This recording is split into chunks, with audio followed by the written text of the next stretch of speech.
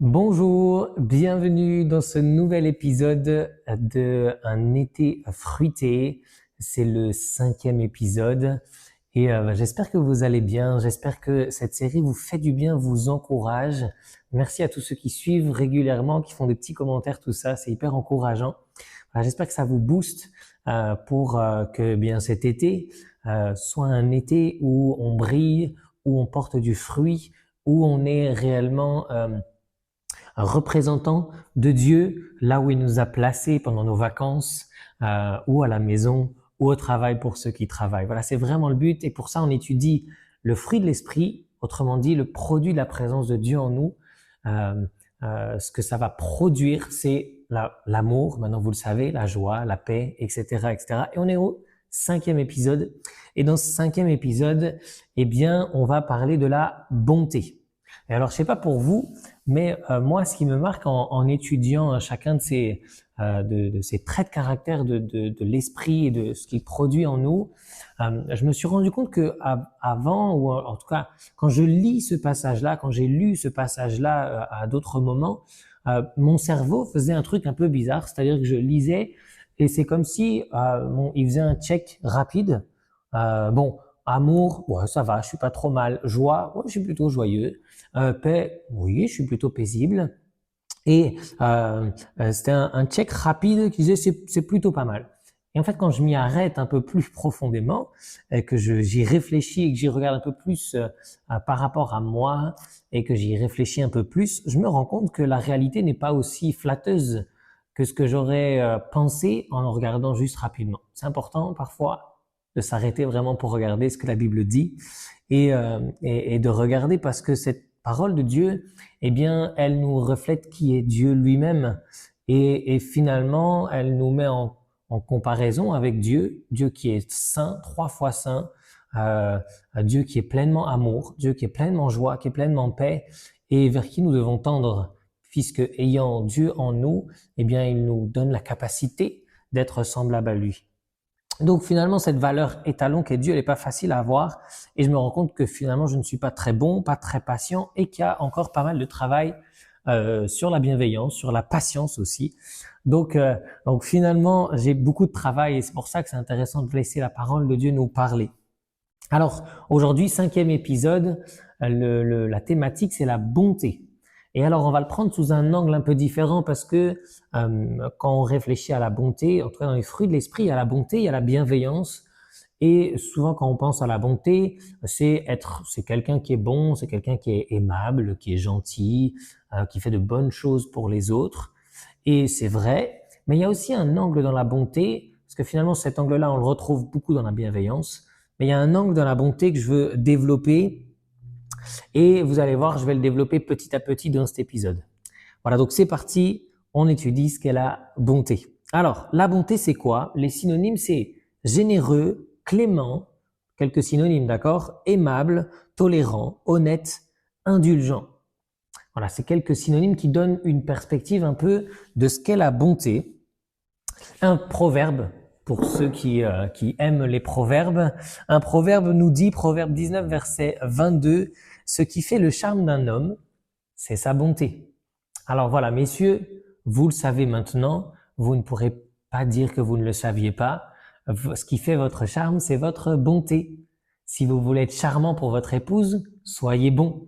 Jeune homme, si tu veux être charmant pour les filles qui sont autour de toi, sois bon également.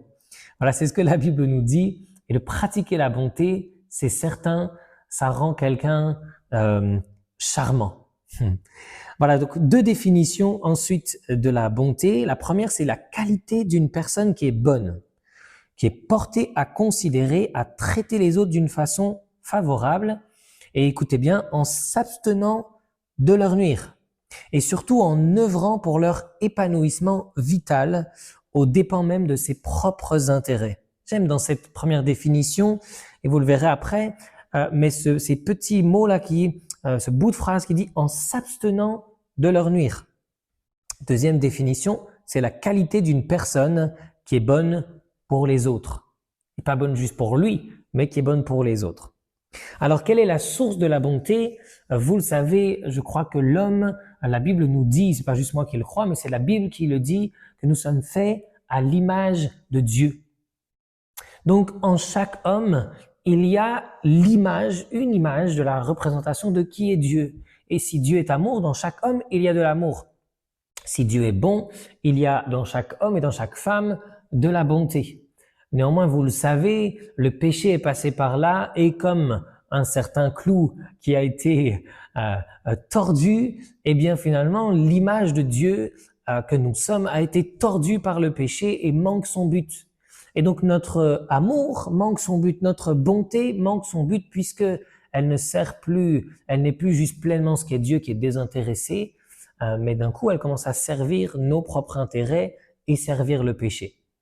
Donc Dieu est la source de la bonté et j'ai envie qu'on s'arrête quelques instants juste pour regarder ce que ça veut dire qu'il est la source de la bonté, à quel point Dieu est bon. C'est quelque chose qu'on chante régulièrement, mais je ne sais pas si on se rend forcément compte à quel point Dieu est bon.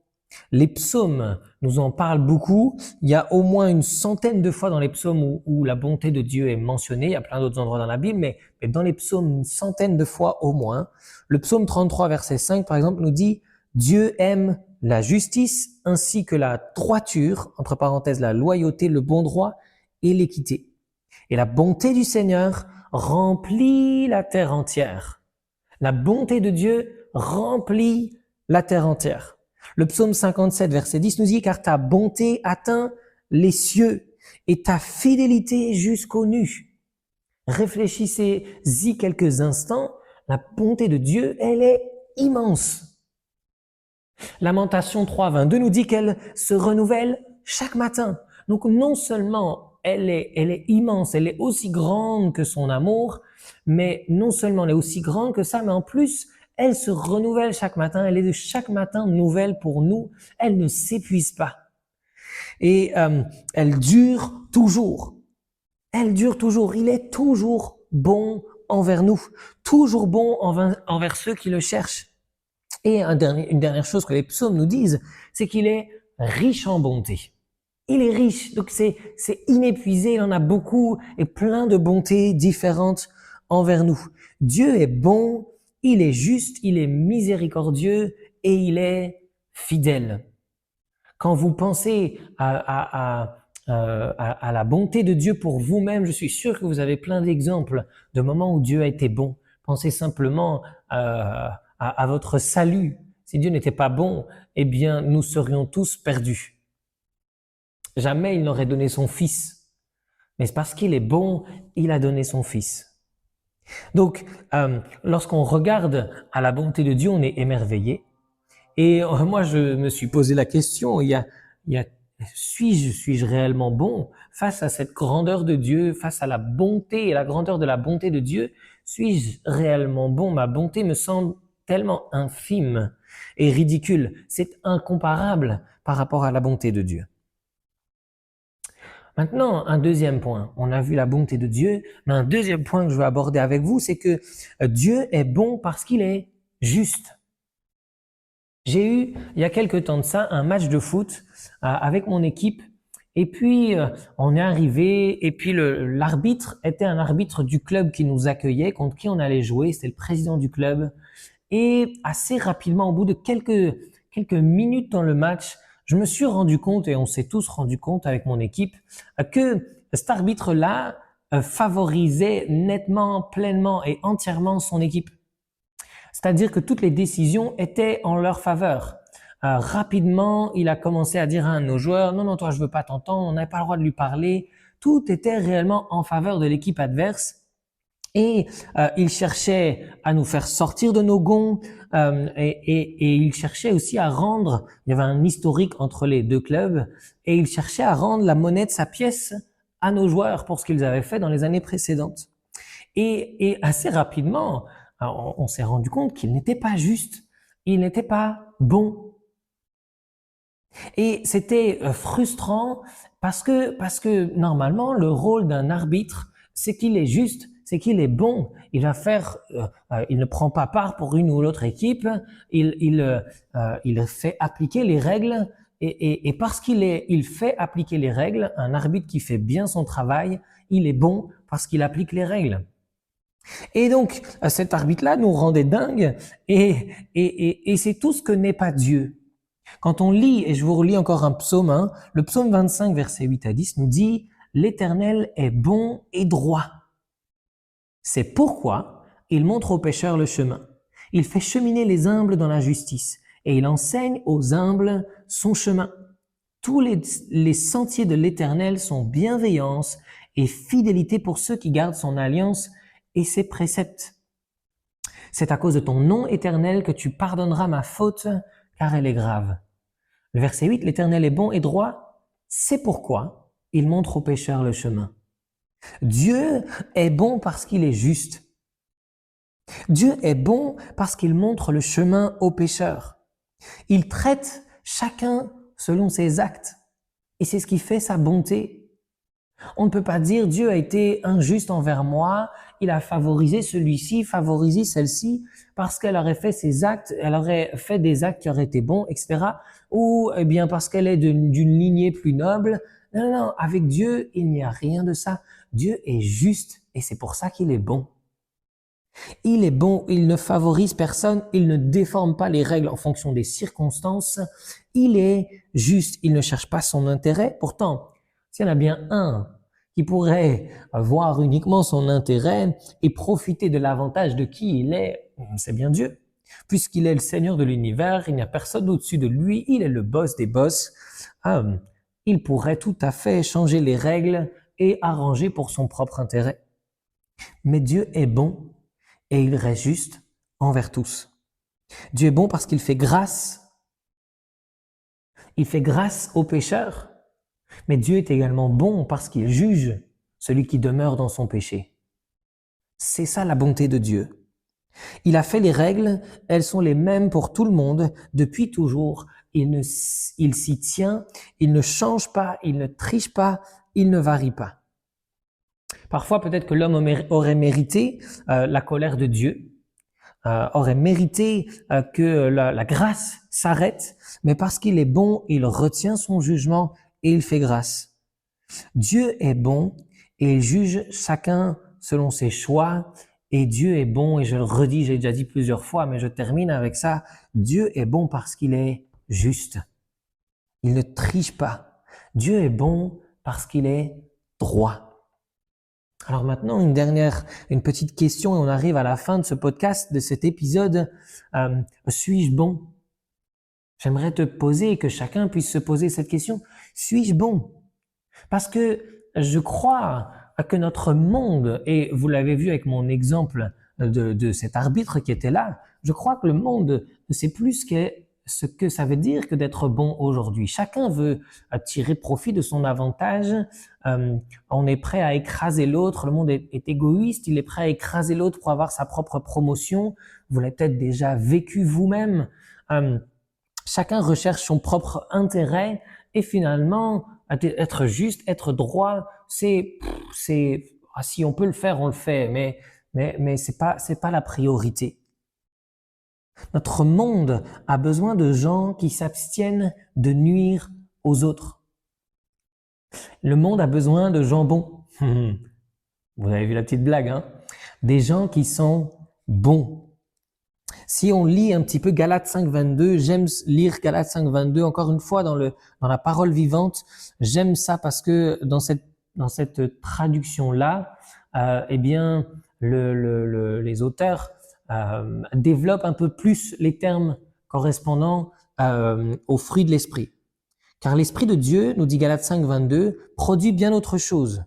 Le fruit de l'esprit, c'est l'amour, la joie, la paix, la patience, le bon caractère, l'amabilité, la serviabilité, la bonté, la générosité, la fidélité, la confiance dans les autres, la douceur, la modestie, l'humilité, l'aptitude à céder et à s'adapter, la tempérance, la chasteté et la maîtrise de soi. La bonté, la fidélité, la générosité, l'amabilité, la serviabilité. Autrement dit, eh bien, est-ce que j'ai bon caractère? Est-ce que je suis fidèle? Est-ce que je m'inquiète des autres?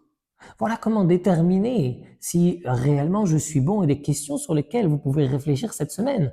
Est-ce que je suis quelqu'un de bon? Eh bien, je vais y répondre en répondant à cette question-là. Est-ce que je m'inquiète du sort des autres? Est-ce que, deuxième question que je peux me poser, est-ce que je suis fidèle à ma parole? Lorsque je m'engage à quelque chose, est-ce que je suis fidèle à ma parole? Quand on voit les divorces, le nombre de divorces, mais également dans des choses plus petites, on donne notre parole et tellement de fois, avec tellement de facilité, on va trahir la parole qu'on a donnée. Faire ça, c'est manquer de bonté envers l'autre, parce qu'on trahit la confiance que l'autre avait en notre parole. Suis-je fidèle à ma parole? Est-ce que je m'abstiens de nuire aux autres, même si ça me coûte à moi? Est-ce que je suis juste? Est-ce que lorsque j'ai l'avantage sur quelqu'un et que je pourrais avoir une promotion ou avoir quelque chose qui me permettrait de m'élever, est-ce que je suis en capacité de rester juste? Est-ce que devant une situation où, je dois trouver un équilibre entre les uns et les autres et peut-être il y a de l'affect qui est là, des liens familiaux ou de l'amitié, est-ce que je suis en capacité de demeurer juste, de ne pas favoriser l'un ou l'autre, mais de rester juste même si ça me coûte à moi? Bien, si tu es capable de faire ça et si tu développes cette capacité de faire cela, eh bien tu développes ta bonté. Et une bonté qui est semblable à celle de l'Éternel. Est-ce que je suis droit? Est-ce que je suis juste? Est-ce que je suis fidèle? Peut-être que tu peux poser aussi cette question à ceux qui t'entourent. Ils pourront t'aider à avoir un avis juste par rapport à ta bonté. Et alors, je termine avec une petite question. Très souvent, j'entends un, un, une citation, en tout cas, quelque chose, une petite phrase que les gens disent, c'est, alors je vais pas la répéter, mais souvent on se dit, mais est-ce que je suis pas trop bon? Est-ce que je ne suis pas trop bon? Et on peut se dire que sous cette phrase-là, cette maxime-là, on peut se dire que finalement, si je suis trop bon, les gens vont tirer avantage de ma bonté, avantage du fait que je sois juste, avantage de ma parole que j'ai donnée et auquel je me tiens. Et on se sent facilement arnaqué, facilement volé, trahi, utilisé par l'autre. Mais quand on y réfléchit, quand on le regarde du côté de quelqu'un qui est né de nouveau, qui ne s'appartient plus, mais dont la vie appartient à Jésus. Si ta vie t'appartient, alors oui, tu peux te sentir arnaqué lorsque quelqu'un tire avantage de ta bonté. Mais si ta vie ne t'appartient plus, si la bonté que tu manifestes provient de la présence et le produit du Saint-Esprit, alors qui est arnaqué? Est-ce que c'est toi ou est-ce que c'est le Saint-Esprit? Et si, eh bien, tu ne t'appartiens plus, si notre vie appartient à Christ, c'est pas moi qui me fais arnaquer, c'est Dieu. Et la personne qui arnaque ou la personne qui tire avantage de ma bonté aura à répondre à Dieu, puisque c'est de lui qu'elle a tiré avantage.